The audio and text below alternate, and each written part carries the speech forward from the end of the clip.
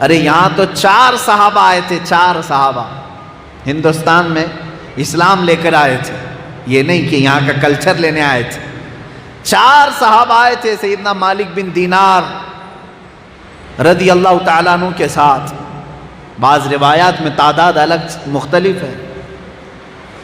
جب وہ تشریف لائے تو مجھے ایک واقعہ یاد آتا ہے، ناریل کا درخت انہوں نے پہلی مرتبہ دیکھا تھا۔ ناریل کے بہت سارے درخت ہوتے تھے اور اس طرح سے بتایا گیا کہ اس میں پانی ہوتا ہے، تو آپ کو کسی وہاں کے مقامی ایک نے کہا کہ ناریل ٹوٹ کر کے گر گیا، اس کو چھیلیے پانی آئے گا۔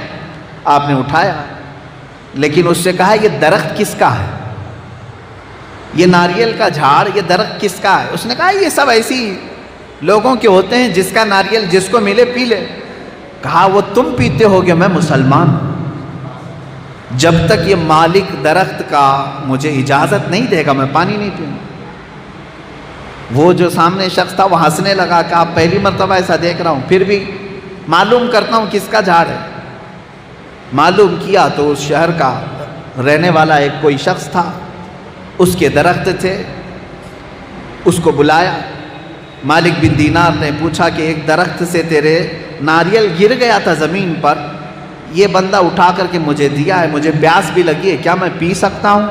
وہ ہنسنے لگا، یہاں پینے کے لیے، پانی پینے کے لیے کبھی کسی کی اجازت نہیں لی جاتی، اور ناریل ہمارے یہاں بہت ہے، ایک ناریل پی بھی لو تو کیرلا کی زمین پر کوئی کمی نہیں ہوگی۔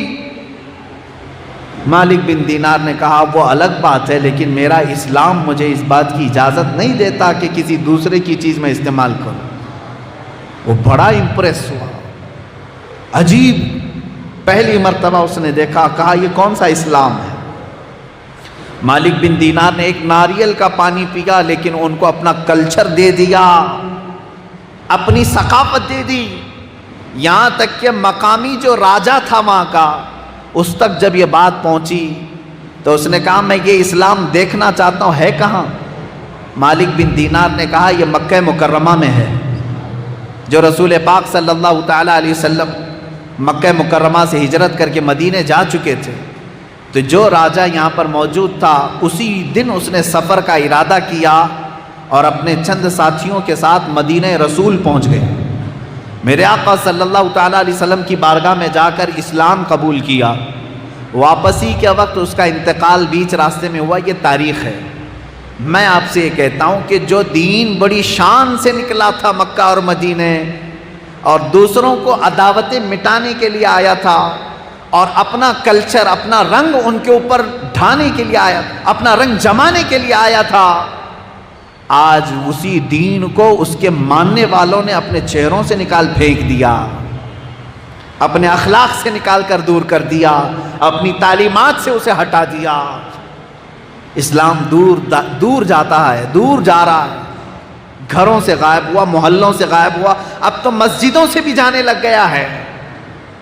میرے عزیز، اگر ایسی ہی سچویشن میں زندگی گزارنا ہے تو میں یہ کہوں گا کہ یہ کافروں کی زندگی ہے، اسلامی زندگی نہیں ہے۔ اسلامی زندگی وہ ہوتی ہے جہاں میرے آقا صلی اللہ تعالیٰ علیہ وسلم کی ایک آواز پر لبیک کہتے ہوئے ہر ایک کی گردن جھک جاتی ہے، ہر ایک کی گردن جھک جاتی ہے۔